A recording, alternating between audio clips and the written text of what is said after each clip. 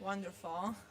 Again, good evening, ladies and gentlemen, and thank you for joining us at this event on Indigenous peoples' rights-based, bottom-up, and collaborative solutions for nature and climate. Before we start, I'd like to mention that for today we have interpretation available in Portuguese, so if anybody were to need it, you can pick up your equipment in the back of the room. And now, to open our side event today, it is my great pleasure and honor to introduce His Highness Sheikh Abdulaziz bin Ali bin Rashid Al Nuaimi, who will be sharing his opening remarks.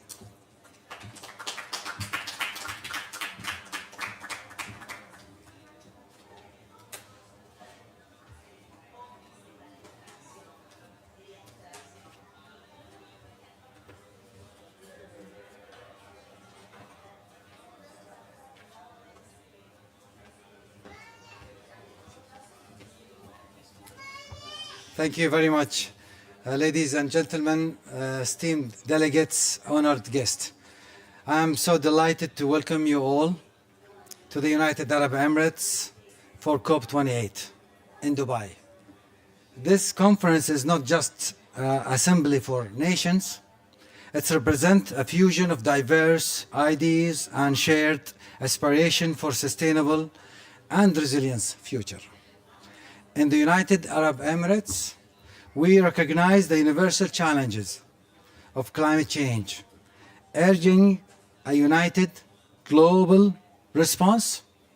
Our hosting of COP28 is a commitment to this global partnership, aiming to forge a path forward, a world that is sustainable, resilient, and equitable for all.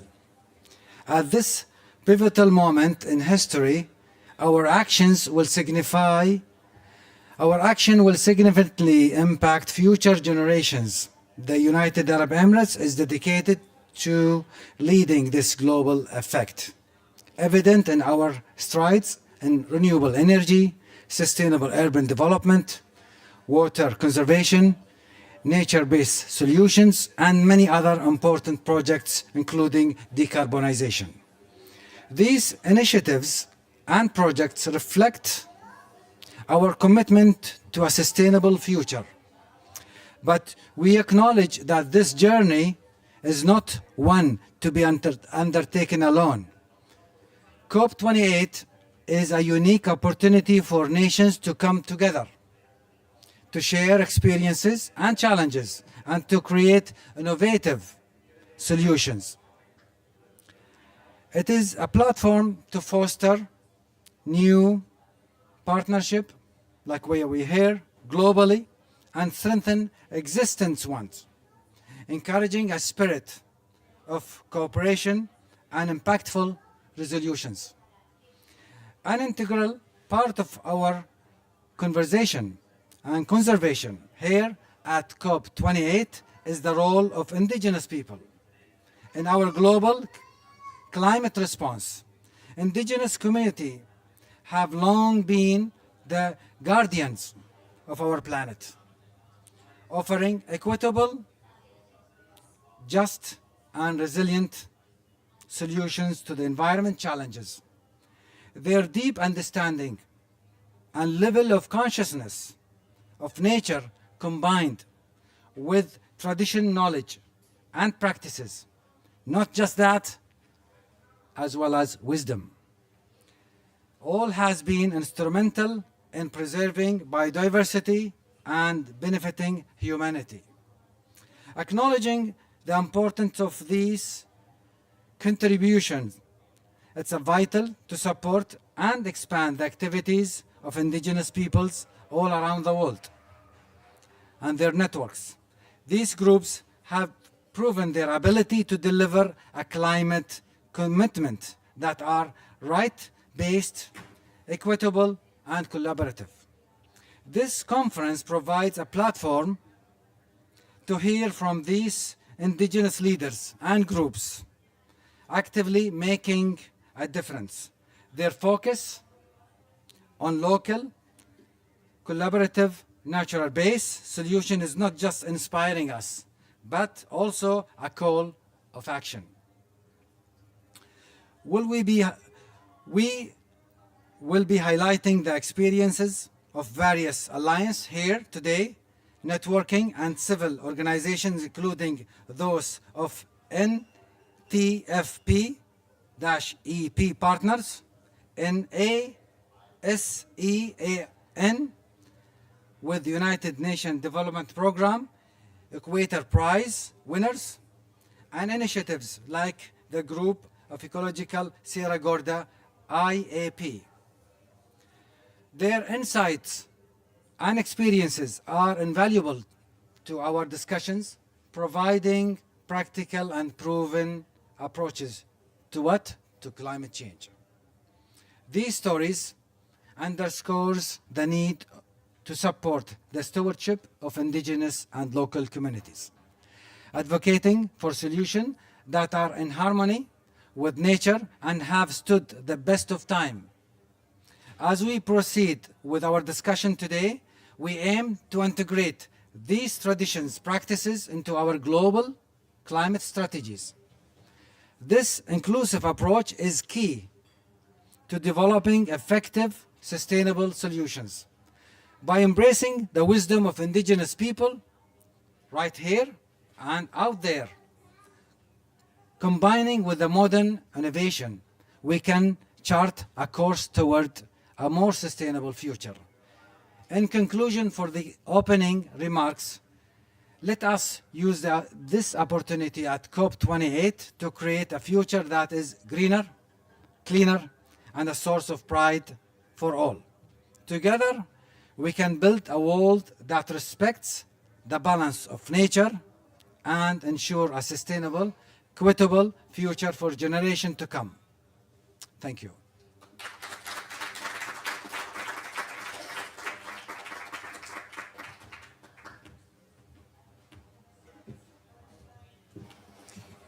Thank you so much, Your Highness Sheikh Abdulaziz bin Ali bin Rashid Al Nuaimi, for these great opening remarks. Good evening again, ladies and gentlemen, and thank you for joining us today. My name is Anna Giulia Medri, and I am the head of the UNDP Equator Initiative. It is a privilege to address this esteemed gathering at COP28, which brings the world together at this critical moment for global transformative action to mitigate the impacts of climate change.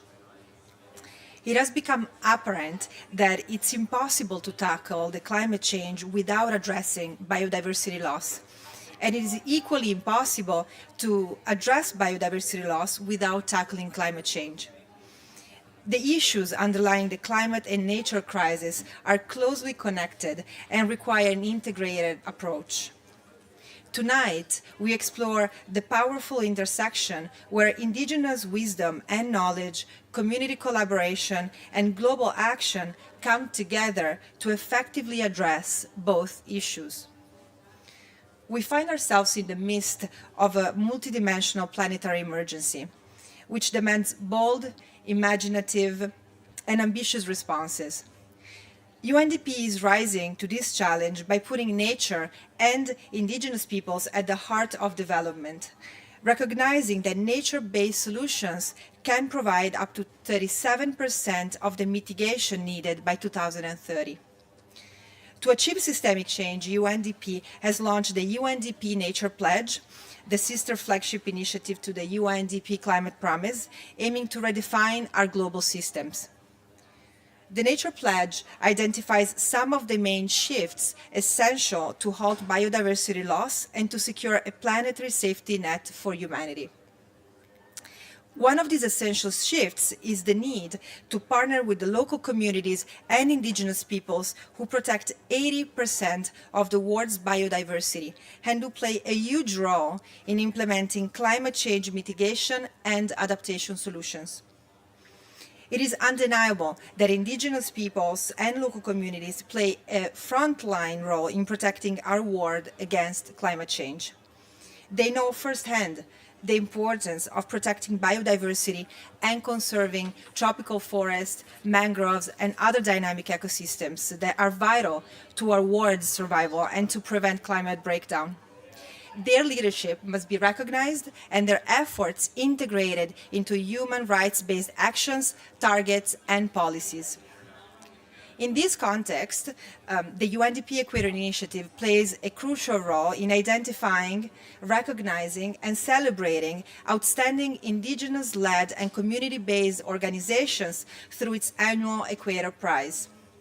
This award not only honors and celebrates these outstanding contributions, but also advances local solutions for sustainable development, benefiting people, nature, and resilient communities. Today, we're privileged to hear from 3 outstanding Equator Pride winners, as well as other local community members, representatives from the co-organizers of today's event, the Non-Timber Forest Product Exchange Program Asia. So it is my distinct pleasure to introduce now our esteemed panelists, and some of them can start making their way, if you wish, here on the stage. So from the network of Non-Timber Forest Products Exchange Program Asia, sitting here we will have Celine Lim from Save Rivers, Nolsita Si Yang from Ka Kalebonan et Baikam, thank you. Thank you. Asami Segundo from Kalahan Educational Foundation. Hope I got this one right. Ruth Siringam from NTFPEP Asia. John Vincent Kolili from NTFPEP and ZNAC. And I think we're complete. Ruth Siringam from NTFPEP Asia. So she's here. And then from the UNDP Equator Initiative Network, in the second half of this panel, we will have Isabel Cargacran from the Instituto ZAG in Brazil. We'll have Tsering Yangsom and Pasang Norbulama, together with Margot Clavier from Turgar Charity Nepal, and Patti Ruiz Corso from Grupo Ecológico Sierra Gorda, EIAP from Mexico. Patti could not be here with us today, but we'll hear from her over a video.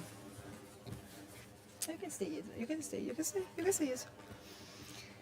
So before we move on to the panel discussion, let me just underscore once more the significance of this evening as a call to action. A call to honor the guardians of our planet, the most effective stewards of biodiversity, agents of change, and the precious keepers of cultural heritage, and to recognize the stories of impact, highlighting how lives and ecosystems are being transformed and safeguarded through their actions for climate change mitigation and adaptation. As we stand in this beautiful Indigenous Peoples Pavilion at COP28, at the crossroads of environmental stewardship, social justice, and global collaboration, let us pledge our commitment to amplify these voices, learn from their experiences, and integrate their wisdom into the policies and practices that will shape our collective future. With this, it is my pleasure to now pass the floor to the co-moderator of today's panel, Program Officer at the Non-Timber Forest Products Exchange Program Asia, Dezo Labapis. Thank you very much. Good evening, everyone. I'm Dazzle, Program Officer for the Non-Timber Forest Products Exchange Program Asia. I'll be your moderator for the first part of this very important event. So, unfortunately, Celine is not yet here, so we'll maybe just go ahead with Nanay Nolsi. So, Nanay Nolsi, maybe you can share more about what you're doing in BICAM and the challenges you are encountering in doing forest protection activities, and how do you respond to these challenges? You have, I think there will be interpretation. So after Nay Nolsi speaks in her local language, Ruth will help with the translation. So you have the floor. Noong unang panahon, masaya ang mga katutubo. Walang kinakatakutan, hindi nangangamba. Ang aming pinagkakaabalahan ay ang pag-uuma. Pagtapos mag-harvest, mag-alay kami sa kalikasan, lalo't may natabihan kaming sagradong lugar, yun po ay ginagalang at rinirespeto po namin para maging kaibigan sila. Ang kagubatan nakaangkla sa aming buhay dahil kung walang kagubatan, walang katutubo. At kung walang katutubo, walang mag-aalaga sa kagubatan. Tapos, ang pag-uuma mahalaga sa aming mga katutubo dahil hindi ito nakakasira sa kalikasan kung hindi ito ay nakakatulong sa pagprotekta sa kalikasan. Nung dumating ang minahan sa aming lugar, nagulo yung aming buhay dahil nag-away-away ang mga katutubo, nahati sa dalawa ang aming tribo. So, sa aming pakikipaglaban, bumuo kami ng aming samahan ng mga kababaihan at lokal na komunidad para ito ay lumakas ang aming puwersa, lalo't maprotektahan ang aming kalikasan. Sa ngayon po, ang aming pinagkakaabalahan, nagda-nursery kami, nagtitree planting kami sa aming kabundukan at gumagawa po kami ng sabon, bamboo straw at notebook cover. Yun po ang aming pinagkakaabalahan. At tinuturuan na rin po namin ang mga kabataan sa aming tradisyon at kultura para maisalin sa mga susunod na henerasyon. Panawagan ko po sa mga kinaukulan, sana kilalanin at respetuhin ang aming karapatan, lalo't igit sa mga kababaihan at lokal na komunidad. Sa aming pangangalaga sa kalikasan, igalang nila. Yun po, thank you. So, back then, we Indigenous people were happy and free living in our ancestral lands. We were not afraid of anything, and we were focused on our our Indigenous shifting cultivation system. We would give an offering after every harvest to the unseen guardian of the forest. If we go near the sacred land, we give an offering so that we won't be harmed. Does not destroy the forest because we respect the sacred lands. We do not just plant rice, but the different crops that we and our ancestors grew up with. Without nature, there's no Indigenous people. Without Indigenous people, there's no nature. But when mining came, our community became divided. Those against mining have forgotten our traditions and values, and we are afraid that our children will inherit this division. Indigenous women are leading our fight against mining and protection of the environment. We are restoring our forest through tree nurseries, tree planting, and doing sustainable livelihoods, and teaching the next generations our cultures and traditions. But some of us have been criminalized because of our forest and forest protection. So we call on those in charge, the government, to recognize and support Indigenous women's rights and efforts in environmental protection.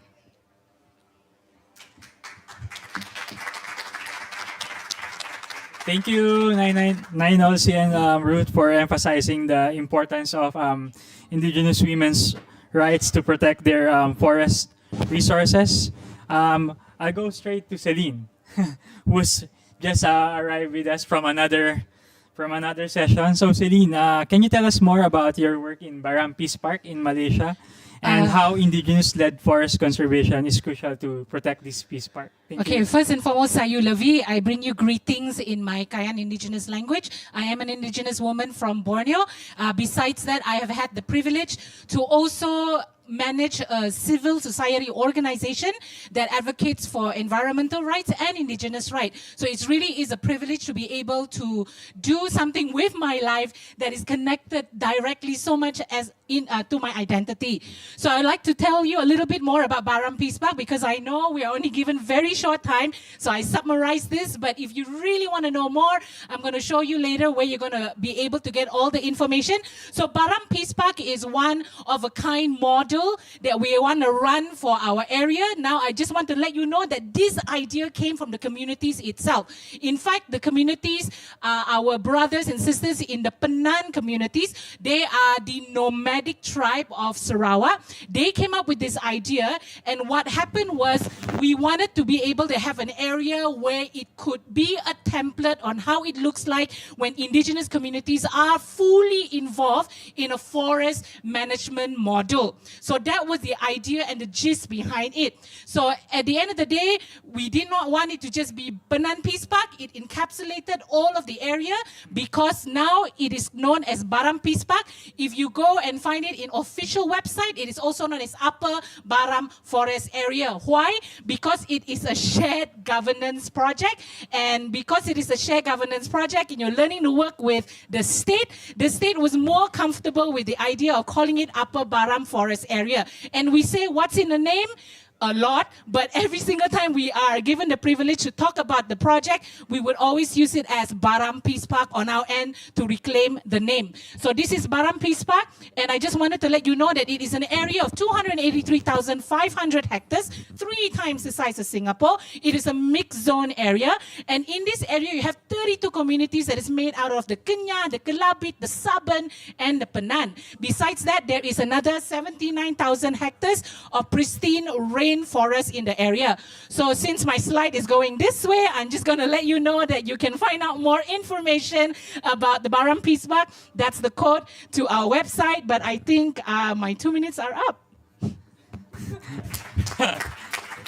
Thank you so much, Celine. Sorry, we're really are very short of time, but you can scan the QR code to learn more about the Baram Peace Park. Now we go to Asami. So Asami is from Nueva Vizcaya, and she's also part of the Kalahan Educational Foundation, and also works for a lot of organizations, but also mainly part of the formation of the International Indigenous Youth Forum for Climate Change. But we will ask her about a very specific initiative that she is doing in Nueva Vizcaya. So Asami, you just recently finished the intergenerational dialogue with your elders in Nueva Vizcaya.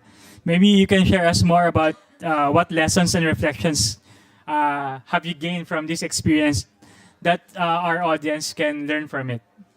Okay, thank you, Dazzle. Before I give you my reflections or lessons that I've learned, that or my community has learned from the intergenerational dialogue that we just did last August, allow me to give you a brief background about my community.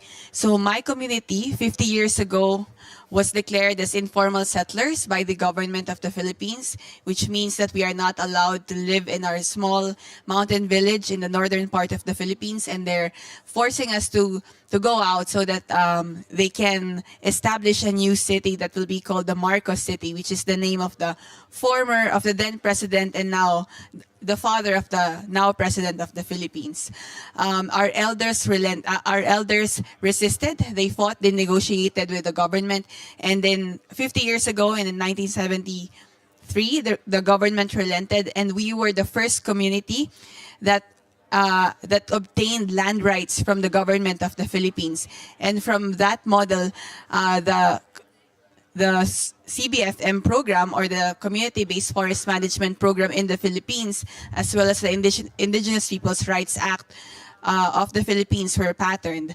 And when we were able to obtain our land rights, our community became very proactive in protecting our forest. We established nurseries. We sent out forest guards to guard the forest. When mining came, we again resisted, and we fought for our rights to remain in our land by showing them the details, the data that we have, the scientific data that we have, and we show them the high biodiversity, the richness of biodiversity in our land, and our elders and our great-grandfathers, our grandfathers, our uncles, our fathers, our mothers, our aunties fought for our land so that we, our generation, can have a peaceful life right now. And because of their fight, we were able to establish a school, and we were able to graduate, educate ourselves, and go to the city and make life of ourselves, and be in positions in government wherein we can air our grievances, or we can air our concerns as Indigenous peoples. But what happened now in my generation, because a lot has happened and we are reaping the benefits and not much threat is coming to our land, we are living in a privileged position. And because of that privilege, some of our youth does not know the history of our community, how we fought for the land, and how we became the steward of the land, and now we have thriving forests in our land. And that became a concern of the elder generation, but they were not able to communicate it in a way that the young people appreciate it. So what happens now is that there is a generational gap. And when we saw this gap, me and my other young people, fellow leaders, young leaders, thought that this should not continue, that this gap should be bridged so that the legacy will continue, so that the guardianship and stewardship of the land will continue in our generation, and that when we too will raise our children and our grandchildren, we too will be able to teach them how to take care of the land. So last August, we were able to conduct an intergenerational dialogue that is facilitated by us young people. It was a really frightening experience, because we know that anytime one of the elders could just stand up and say that this dialogue is not good, and the dialogue would just end. But we were really thankful, because for 2 days our elders sat with us and listened to us, and they also gave us their ideas, and we listened to them, and we exchanged the thoughts, we exchanged our concerns, and we at the same time found solutions on how to bridge the gap that we have in our community. So there are several times when we try to dream together and let our dreams meet. And at the same time, we ask ourselves, like, what can we do for us to reach this dream that we have, like the elders and the young people? And we identified the things that we can do for the next 10 years, so that we can ensure that the knowledge transfer from the elder generation to the younger generation is ensured. And when that intergenerational ended, one of the elders came to me, and then she told me, "Kaya yutan, kaya tayo yay," which means you can do it. No, we can do it. So I think that's one of the lessons and main lessons that I learned from the intergenerational dialogue that we have, is that conservation is collaborative and intergenerational. And it was really hard for me to find funding for that dialogue. It's hard for me to find funding because we're an Indigenous youth organization. It's hard for us to find funding specifically for Indigenous youth. Mostly the funding that is available are small. So we had to make do of the small funding that we received. And we're hoping that in the coming years, the plans that we've made will be funded also by different funders, or maybe through climate financing that we're talking about here in COP. So maybe I'll leave with this quote that I learned from the intergenerational dialogue. To ensure the continuation of Indigenous stewardship to nature, Indigenous youth must be included. Intergenerational knowledge exchange must be strengthened and must be funded. Thank you very much. Thank you very much, Asami. I think it's very important that you emphasize the importance of intergenerational dialogue, and it must continue even beyond COP28. So going now to Ruth. So Ruth, we are doing in NTFPEP Asia, we have Pastor Rights Small Grants Fund, and maybe you can share to our audience what is it all about, and how this mechanism, this Small Grants Fund, have been supporting Indigenous women's gender just solutions in Southeast Asia. Yeah. Okay, so the Non-Timber Forest Products Exchange Program empowers Indigenous peoples and local communities, women, elders, and youth to secure their rights, tenure, and livelihoods while conserving and revitalizing their territories and forests. So through the Small Grants Facility, which is called Pastorized Small Grants Fund or PRSGF, we aim to catalyze locally led initiatives with a special emphasis to Indigenous women and women from local communities. So these initiatives are all planned and implemented by the Indigenous women in their communities based on the traditional knowledge that they already have and based on the needs of them and their community. So we support their initiatives on forest conservation, food security and health, sustainable resource use, and livelihoods. Indigenous women are impacted the most by climate change, but they are also at the forefront of the gender-just climate solutions. Solutions that do not only help in environment conservation, but are also rights-based and brings gender justice at the center of it all. So through PRSGF, Indigenous women in South and Southeast Asia alongside local communities are leading landscape restoration, covering a total of around 640 hectares of forested landscape, which are restored with over 40,000 endemic trees. But landscape restoration and biodiversity conservation led by Indigenous women are more than this. So women in Indigenous people and local community conserved territories, or ICCAs, are doing efforts on emphasizing on intergenerational transfer of Indigenous knowledge systems such as the case earlier, forest patrolling, development of local water systems, establishment of climate adaptive enterprise through the sustainable harvest and processing of non-timber forest products in their ancestral forest, and strengthening Indigenous policies and advocacy through declaring their ancestral lands as ICCAs. But while protecting their ancestral lands, waters, and territories, they are facing harassment and criminalization to their lives and communities due to the impacts of extractive and destructive activities, and also being evicted in their lands due to the national parks and animal reserves. So with this, should the Women in Action on Mining in Asia Network, which NTFP co-facilitates, women from Indigenous mountain, forest, pastoral communities come together in solidarity to conduct joint advocacy efforts, knowledge sharing and skill shares, developing a grassroots-based gender impact assessment tool to build evidence on violations faced by women and using it to connect to environment violations by mining companies. And based on these experiences of Indigenous women in the front line of climate action, we would like to emphasize that Indigenous women should have direct, swift, public access to grants-based climate finance, stop the harassment and criminalization of Indigenous women environment human rights defenders. Climate action cannot be just without respecting the rights and leadership of Indigenous women. Thank you, Ruth.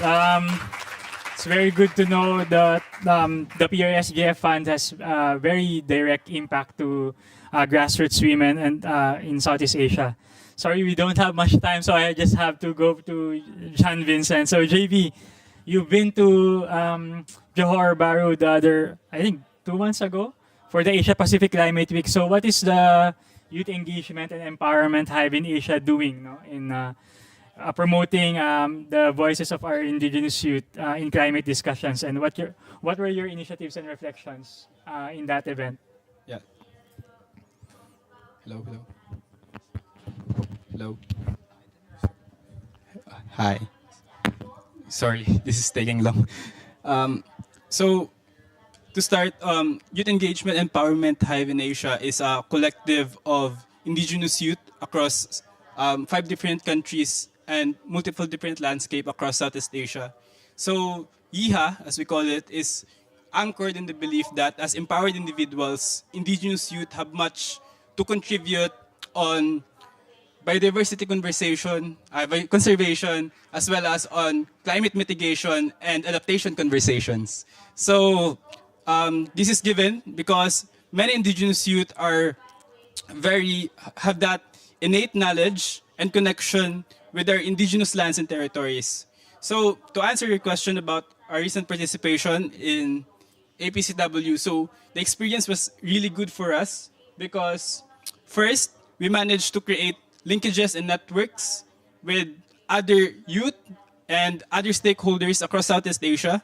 And second, it is also important for us because I think for YIHA, it is the first time for us to get introduced with the Indigenous Peoples Caucus in Southeast Asia, which is very welcoming and have conducted very inspiring works that really inspire the youth to do more and to really help on providing solutions, on helping crafting solutions for the challenges that is being posed by climate change. And lastly, and to end, I think very important for us is, I think that's the very first indigenous youth-led action hub that we've done in Asia Pacific Climate Week. So basically, that action hub is a platform in space. Asami was there as well. So a platform in space for indigenous youth to share our unique perspective and to share our insights that to policymakers about our issues, about our aspirations in dreams. So, and it is especially relevant for us in Southeast Asia because we're a region that is diverse, not just in wildlife, but also in culture. So, to end, although we have made great strides on inclusion of indigenous youth and indigenous peoples and this kind of conversations and in the climate weeks across different regions, as well as here in COP, we still need to create more spaces and better platforms for more participation of indigenous youth and young girls for the days to come, because we really need to incorporate the messages, just like what the Sheikh have said. We really need to incorporate the messages and insights from the indigenous communities so that we can create a more holistic solutions in the process of making more solutions for climate change. So that's all from me. Thank you. Thank you so much, JB, and maybe a round of applause to our first round of speakers. May I invite you to the first row so I can turn over the floor to Anna for the second round of speakers. Thank you. Thank you, everyone.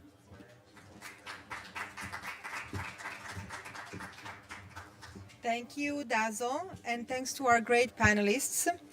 Now, as we pivot to the second half of the panel, I kindly ask everyone to take their seats on the stage, please, as we transition. And in the meanwhile, I'd like to use the time to introduce to you the work of Grupo Ecológico Sierra Gorda from Mexico, a UNDP Equator Prize winner of 2021. Over 36 years, Grupo Ecológico Sierra Gorda has united the 638 communities of the Sierra Gorda Biosphere Reserve, promoting economic and social development alongside a thriving ecosystem, showcasing the true power of collective action. Grupo Ecológico Sierra Gorda has a proven track record in the mountains of central Mexico, and the trajectory they've been following has proven that local climate protocols carried forward in a partnership between local communities, civil society, and governments, and that forces high emitters to pay a carbon tax, can impact forest and rangeland regeneration actions and trigger an economy for conservation. So the success of Grupo Ecológico Sierra Gorda is based on a clear vision that truly values local communities' inclusion and that focuses on civil involvement, interinstitutional networking, intense environmental education, soil and forest restoration. And as our friends and colleagues at Sierra Gorda like to say, never giving up. Sierra Gorda is a co-organizer of today's side event. However, unfortunately, no representative from the organization could join us in person today, but we will hear from them nonetheless via a video that I'm now asking our colleagues in the backstage to please play. Thank you.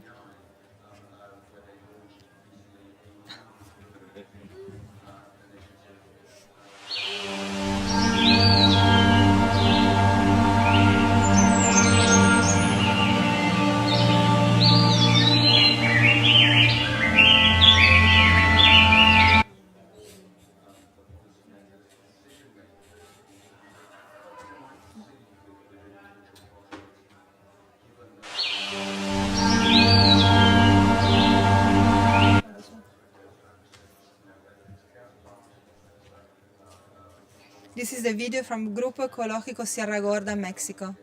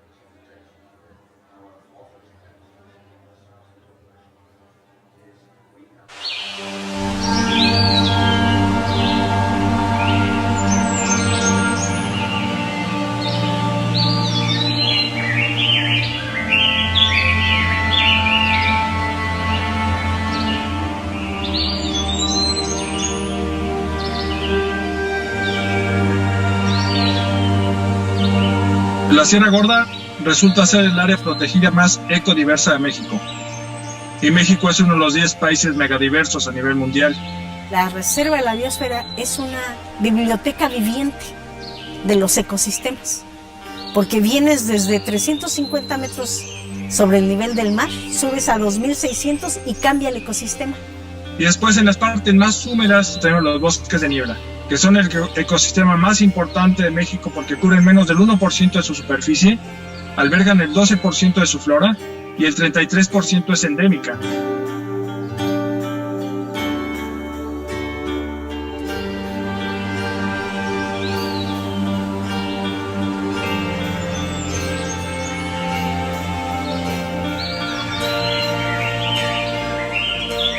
Todo este tesoro nacional, esta biodiversidad, como una cobija donde cada quien jalaba para su lado, presidentes municipales, Comisión Federal de Electricidad, obra pública principalmente y responsable, hoy día se han unido muchos más como desarrolladores inmobiliarios a esta cohorte de impacto ambiental que siempre está sucediendo, ¿no? Como una exigencia del desarrollo.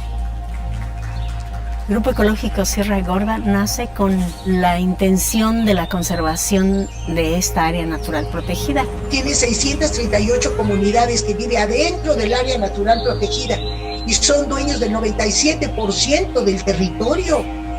Nosotros estamos conservando este bosque que tenemos aquí. Lo seguiremos conservando como siempre lo hemos hecho. La tierra donde vive el oso y el jaguar tiene dueño y es una comunidad de extrema pobreza. Por eso hace 34 años que tejemos soluciones. De hecho, operamos conservación, operamos una economía circular de la conservación basada en la captura de carbono por gobierno del Estado asumida, con pago a los propietarios por un pequeño impuesto de carbono que conseguimos que se legislara, y al canje de la placa de tu carro te cobran 70 pesos y eso se va al Fondo de Acción Climática del Estado. El concepto de reserva de la biosfera es bonito, se supone que el hombre y la naturaleza viven juntos alegremente, pero es un rollo hacerlo realidad, entonces esa es nuestra misión. Pues intentamos conciliar el desarrollo económico de las comunidades rurales de la Sierra Gorda con la conservación de la biodiversidad. Estamos para suplir carencias institucionales, para construir puentes, para vincular, para innovar. Desde el principio hemos tenido bien claro y que las comunidades locales son las dueñas de la tierra, nuestros queridos socios a largo plazo.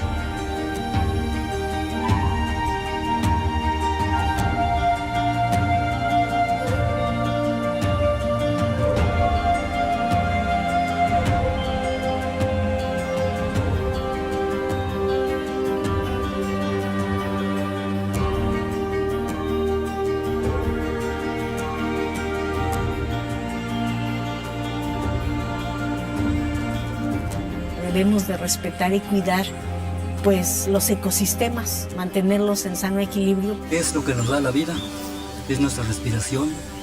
Entonces precisamente pues para mí es muy importante cuidar y seguir cuidando. Yo vivo en pleno bosque, soy testigo cómo tú induces al manejo regenerativo y podemos recuperar los bosques con toda su biodiversidad. ¿Quién dijo que todo está perdido? Yo vengo a entregar mi corazón. Una ola de amor para el planeta.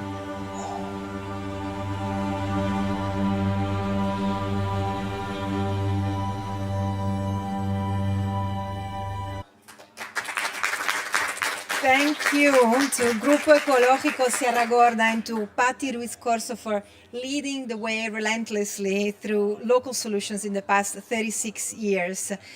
You are truly an inspiration, Patti. I hope she's watching us.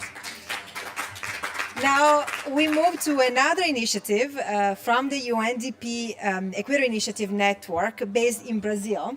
Here with us on stage are Isabel and Car Gacran from Instituto ZAG, who won the UNDP Equator Prize this year for their commitment to reforesting and preserving the endangered Araucaria tree called ZAG. Through their tireless efforts, Instituto ZAG has been protecting the survival of the Araucaria tree while preserving ancestral wisdom and cultural identity. We'd like to hear more about your work, Isabel and Car, but for the audience to get a little taste of the vital work you carry out every day, we'll play a short video about Instituto ZAG, please. Otra vez.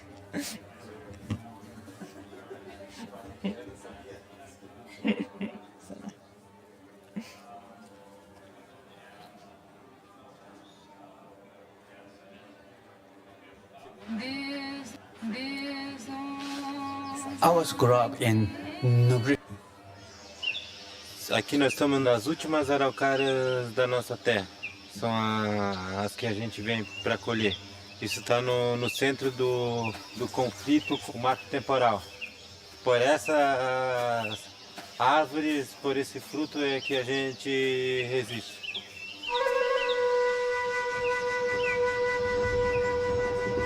Meus avós contam histórias que mostram que eles se alimentavam dessa fruta, que eles cuidavam essa fruta e que eles plantavam. Em 1873, com 33 metros de altura, a árvore foi transportada em pedaços. Quilômetros e quilômetros de araucária eram exportados para o mundo inteiro. As pessoas só veem dinheiro, dinheiro, dinheiro. O dinheiro também é importante, todos nós precisamos do dinheiro. Mas não sei quando que o ser humano vai perceber que não se pode comer o dinheiro. O Instituto ZAG, ele nasceu de um sonho de tirar a araucária do risco de extinção. Começou com eu e uns amigos plantando a nossa semente sagrada, o pinhão. E agora é a realização dos sonhos. Aqui a gente está plantando milhares de mudas de araucária. Cada semente dessa vai ser uma árvore que vai viver 1000 anos. Aqui na nossa terra é a maior biodiversidade da Mata Atlântica do mundo. Não é só uma questão ambiental. Floresta nos completa porque nós somos a floresta. Nós estamos também lutando para se preservar, para que a nossa cultura resista.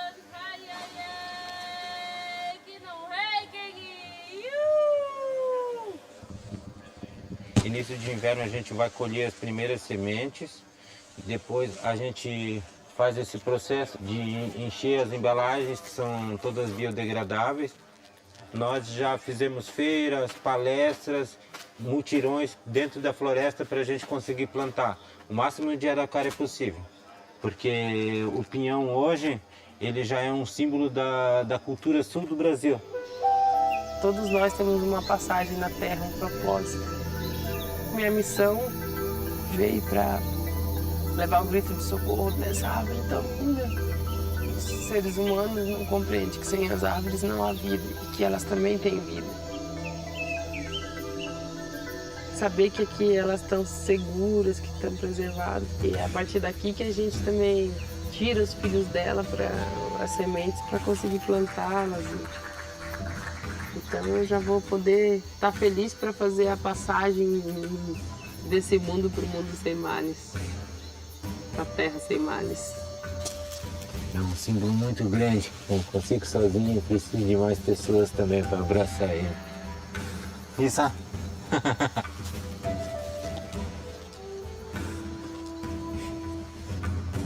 Nós, assim como a araucária, corremos risco de extinção e precisamos estar juntos para lutar e para proteger. Isso que é um símbolo da nossa resistência e da nossa força e nossa cultura. Assim como o povo Xoclen, a araucária resiste.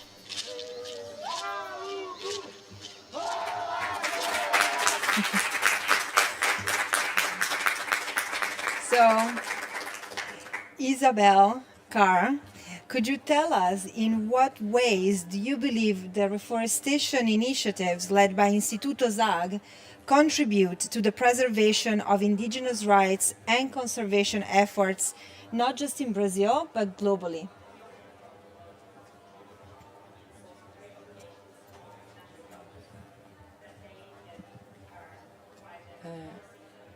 Eu sou Isabel. Eu sou Isabel Cacrã. Primeiramente, não tem como eu deixar de agradecer a esse programa, ao PNUD e mais uma vez dizer que estou muito feliz em ganhar ser um dos vencedores do Prêmio Equatorial 2023.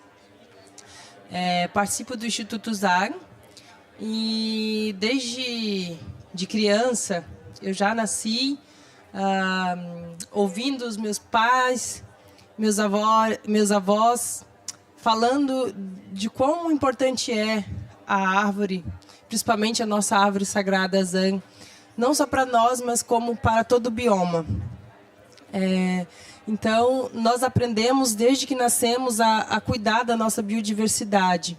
E isso nós estamos fazendo, muitas das vezes até mesmo com a nossa própria vida. E nós aprendemos a resistir junto com a floresta, porque sem a floresta não há vida, não há ar para respirar, não há água. Então, é isso que nós fazemos. Eu chamo isso de uma tecnologia ancestral, que é o modo como a gente vive. Não é um ensinamento, já é o nosso modo de viver. Preservar a floresta e toda a biodiversidade é o nosso modo de vida. E a gente faz isso durante o nosso dia a dia, desde que a gente acorda até a hora que a gente vai dormir. E também falar da importância da demarcação dos nossos territórios, porque o que está segurando o planeta hoje é a biodiversidade e a floresta de pé. E 80%, eu diria que até mais, que ainda resta de floresta no planeta, estão dentro dos nossos territórios. Nós protegemos, nós estamos segurando o mundo com as nossas florestas. Então é preciso que o mundo inteiro consiga perceber e sentir no coração o que está acontecendo e se juntar a nós, para que juntos possamos fazer alguma ação agora, porque não dá mais para esperar.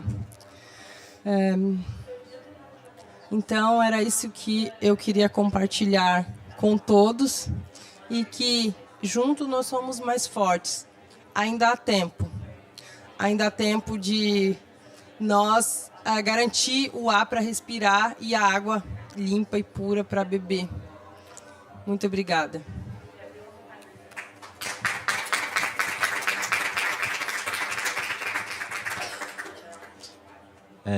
Boa noite a todos. Primeiramente, quero dizer que é uma honra para mim estar nesse espaço, junto com pessoas inspiradoras, como com um grupo também campeão, meus amigos aqui, Ana, todas as pessoas que, de alguma maneira, puderam trazer-nos aqui. Todos os dias eu testemunho com tristeza a devastação da nossa floresta. Apenas 2% do nosso bioma sobrevive. E a nossa principal árvore, a nossa árvore sagrada, a azar, ela está à beira da extinção. Resta menos de 2% de todo o bioma dela. Meus antepassados previam isso e alertaram sobre o nosso futuro, quando o mundo precisaria do nosso conhecimento. Hoje nós enfrentamos desequilíbrios ambientais, catástrofes climáticas, rios secando, montanhas desmoronando, gelo derretendo e o planeta aquecendo. Tudo isso gerado pela ação humana. No sul do Brasil, no meu território, a neve parou de cair. Hoje está muito quente. Praticamente essa drástica mudança está acabando com o nosso bioma. Estamos correndo contra o tempo. Já plantamos milhares de árvores. Não estamos mais apenas protegendo o futuro, mas sim agindo no agora. Em nome de vidas indígenas, das florestas, das biodiversidades. Somos nós que estamos protegendo ela. Hoje que eu peço é um chamado para ação, para não esperarmos mais. Unidos restauraremos as florestas e poderemos ter um mundo melhor. O Instituto ZAR pede o companheirismo de todos aqui. Convidamos para se unir nessa missão e tirar a nossa árvore sagrada de extinção. Muito obrigado. Thank you so much, Isabel and Carl. Thank you. Now we travel for a brief moment to northern Nepal to hear from our last but certainly not least speakers of the day. Please. Sereng Yangzom and Pazang Norbulama are here with us representing Turgar Charity Nepal that won the UNDP Equator Prize this year. We also have on stage Margot Clavier, who works very closely with the community and is also here today to support with interpretation. Thank you, Margot. Through diverse initiatives such as crop diversification, solar greenhouses, and value chain partnerships with the private sector, Turgar Charity Nepal empowers the community of Samagaon in Nepal, showcasing impactful approaches to sustainable development. So now to learn more about the work that they do, we'll play a short video about Turgar Charity in Nepal, please.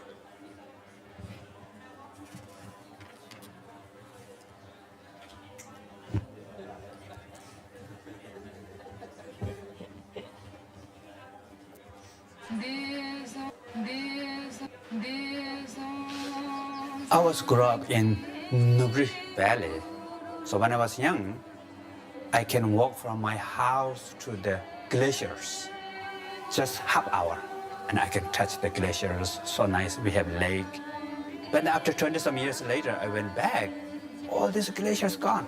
Then I thought, what can I do?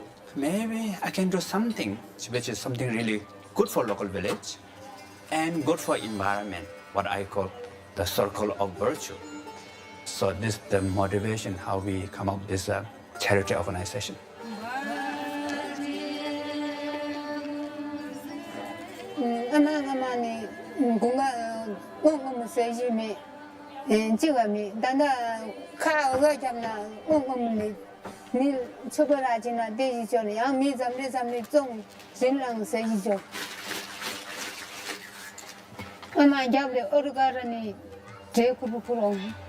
Everything is not easy to access.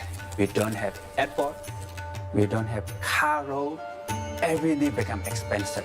This is why we are thinking how we can locally grow it. So we make a lot of greenhouse.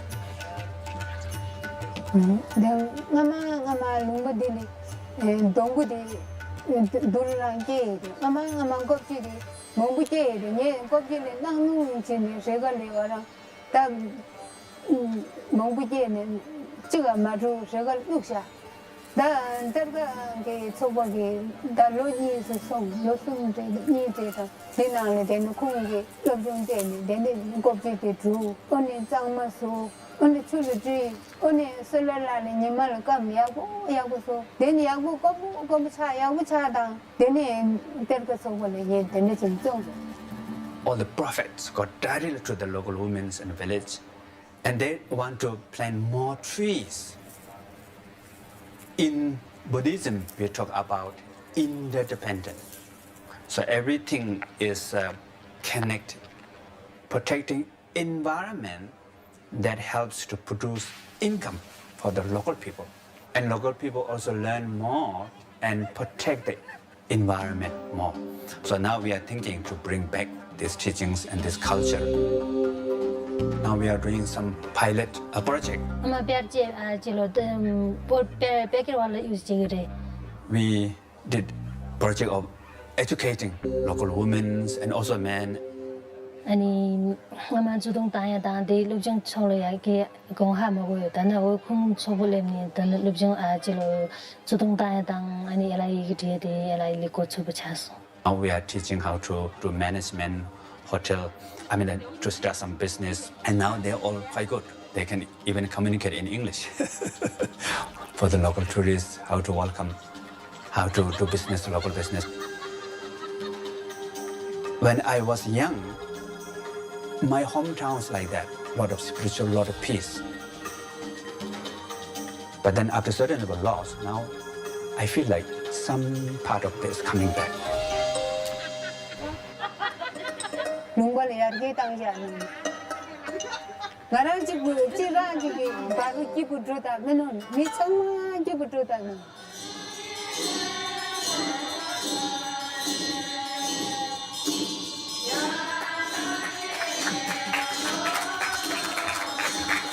Thank you so much, Yang Zom, Norbu, and Margot, for the outstanding work you carry out at Turgar Charity Nepal. And thank you also for undertaking the longest journey to join us here at COP28 from your very remote community. So my question to you, Yang Zom and Norbu, is how does Turgar Charity Nepal navigate the unique challenges of operating in remote Himalayan communities? And what strategies have been successful in improving food security and livelihoods? Tashdile thangpo changma alingela nga tashdile shui ani ngaming la sring yangzom ani ngai desa di Nepal khachi sama gong la salai ani dikachi toze di sumdong ngapja thukjure ani nganzo project chisa saja di pe saja kugyo Nepal khachi saja kugyo lare ani jidangi midjo 망치기 강인디 칼락당 아니 도송 디가 삐 깔가고 진땅오래 아니 먼저 다 빼차시는 칼락이나 야마 캐리용디가 없어 삐 갸산이 지니 롱발 랩디가 없어 아니 도송 따리 강락가 아니 남루낭라 땅 아니 삐 빼샥 펜좀 무지 때고래 아니 디지니 간족이 있단다 프로젝트 롱발라 지기열에 아니 빼차시나 칼라나다 로독디 롱발라 간데지니 답고래 빼차시는 그린하우스 간족이 프로젝트 고주열에 아니 롱발라 미두줄라 아니 돈도든조 싸와 간데지니 답고래라니 아니 간족이 랍열에 아니 빼차시나 간족이다 시스든조 아니 싸와 간족이 콘졸라 때열에 So Teshidileg, Namaste. My name is Tsirng Yangzom. My home is Samagon. I come from the northern part of Nepal. We're situated 3,550 meters altitude above sea level at the border with Tibet. And we usually say Samagon is a very, very remote place in Nepal. We're actually 5 days walks from the nearest road. And there's no road transportation, no cars, no trucks, and you have to walk to get to the village.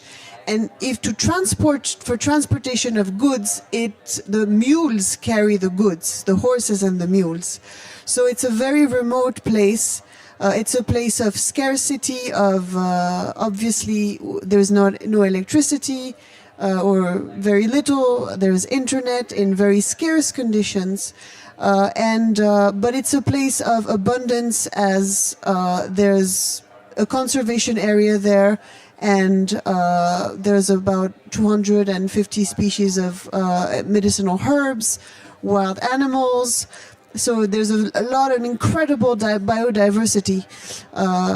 And so the main challenges that we have working in Samagon is the remoteness. It's also the cold, 3,000, almost 600 meters altitude. There's only 2 crops growing, potato and barley, 3 months a year, and that's it. So the food security and getting food, proper food and nutrition security is the main challenge. And this is why we started this greenhouse project where we help local people, most vulnerable, women-led household in the village, grow every vegetable in the book, really. Chili, tomato, zucchini, even cucumber. So then I'll let you continue about the solutions. Hello.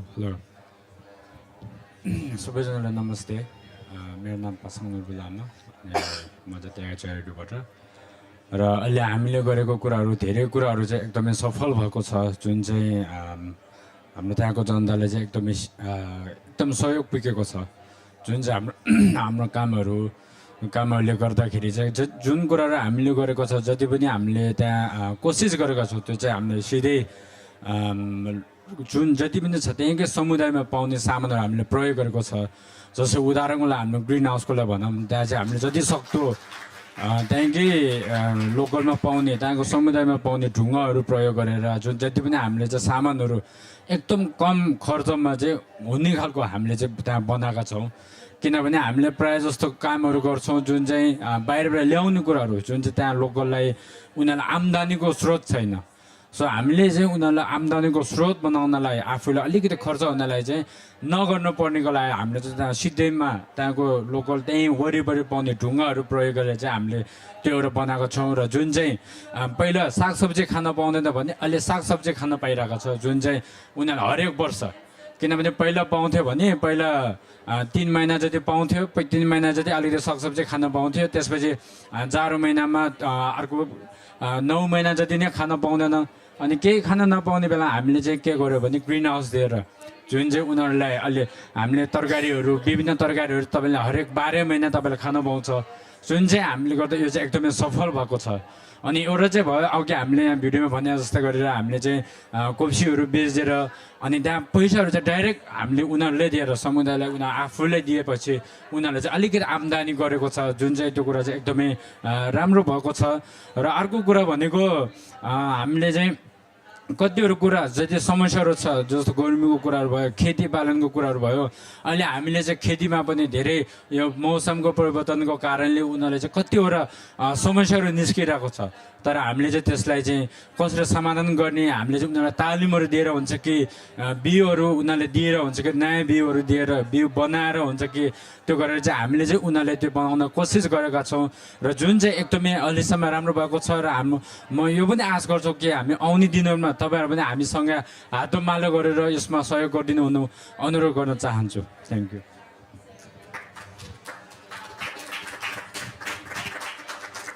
So our way of working, we are the community, part of the community, and we develop projects. We have a holistic approach. So we don't only focus on a specific, let's say, issue. Of course, we wanted to, what the main issue seemed to us that we started working is the food security. As for 9 months, people have 3 months of potato and barley, and then that's it. So we wanted to help people improve daily life and have green vegetables 12 months a year. And that, because we build these greenhouses with stone wall, and you can grow, it's cold climate greenhouse, they're like houses, and that enabled people to have vegetable on a daily basis for 12 months a year.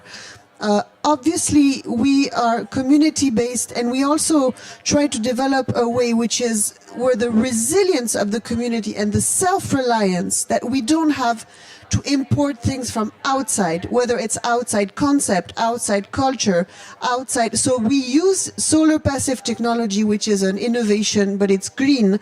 And then we, as we saw in the film, there is the Buddhist teaching, the Buddhist main concept is interdependence. So interdependence means the nature, the plants, the human all work together on a network. No, nothing is alone.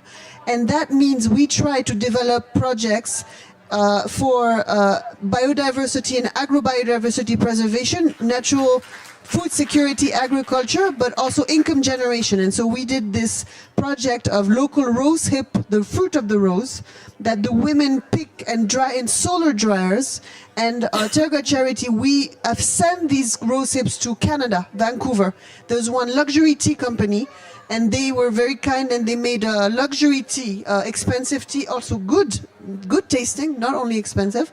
And the 100% of the women go directly, the profits go directly to the women. So there's no in between, taking percentage, taking bakshish or whatever. So this is really something that we want to emphasize, and that the projects we have take the community as it is and have a social component, a gender, women empowerment component, an income generation component, agricultural, food security, and biodiversity preservation.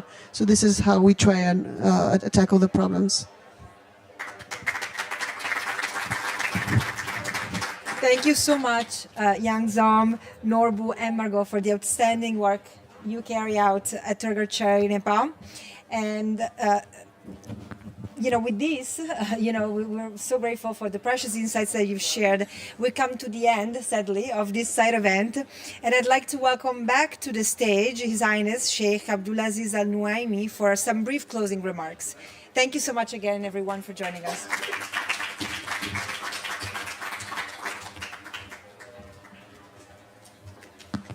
What incredible stories, and really, we are all connected together, from grassroots, the ecosystems, and very beautiful and successful stories. There are many challenges, but I've seen you anti-fragility with resilience. You have this strength and the spirit, bringing, women, children, the people, the community, the elder people all together, create a living home, which is really, it's not so easy, but you create miracles. That's really impressive. So I'm just closing remarks here in the United Arab Emirates at COP28 in Dubai, and in specific Pavilion, Indigenous People Pavilion. It's an honor to share with you. I learn a lot of you, and I would love to visit you one day to not just have experience, to take the message to the world that we all have something to share and to learn from each other. This is amazing, and thank you very much for being here, sharing your stories, sharing your really wisdom. It's so powerful. So what the takeaway when I take from here, there are many keys. I just summarize them into few points. One of them is a global unity, which is emphasized on the need of collective actions in addressing climate change, transcending nationals, borders, and cultural differences. Whatever the cultural differences, we have many similarities we can really embrace. Indigenous wisdom is another key, is so important, that recognizing the invaluable role of indigenous people in their environment stewardship, which really shows very successful and a sustainable lifestyle. They're doing it daily and naturally, which is important to integrate their traditional knowledge and with the modern strategy also to embrace these things, to keep it as our tradition. The third key I want to mention here is so important, is collectively. We are here to collectively to be action, call of action, and to tell the world we are not the part of the problem, we are really part of the big solution from nature and from this ecosystems. So this collaborative solution, encouraging partnership and shared learning, knowledge among nations, focusing on innovations as well, nature-based solution for climate resilience. The fourth point is so important also, the inclusive approach. How we do that? Stressing the need of inclusive strategies that consider diverse perspective, especially those of indigenous and local communities, for effective and sustainable environmental solution. We all here together, we learn many, but this is not enough. We need to go forward and we need to see what the best possibly, because the future is not mean unknown. We can create the future based on what we're doing just now. So as we conclude this session, let's hold on to the spirit of collaboration. And this is so important, very enriching. The insight of we've gathered today and for tomorrow, inspired by the United Arab Emirates' outstanding leadership as well, and the invaluable wisdom of indigenous people. The point is important. I want to say the role of the United Arab Emirates highlights the commitment of sustainability through investment and diverse solution of climate change and making a really bold action. So we are all collectively devoted to achieving a sustainable future, and that's not so easy. It's tough and challenging. We need patience. We need knowledge, we need persistent, and to be anti-fragility. My sincere thanks to everyone today for really coming all the way to share and to really teach us many things we have learned today. So everyone of your essential contribution, you made so powerful contribution today and while you are here in COP28. So unwavering dedication and visionary foresight. Everyone, I've seen the foresight and the impact. You are really taking the youth in the front for the future to make this something special. Let's continue our journey together, driving by hope, determination, and shared commitment to progress. I want to say goodbye. I want to say see you soon, and thank you very much.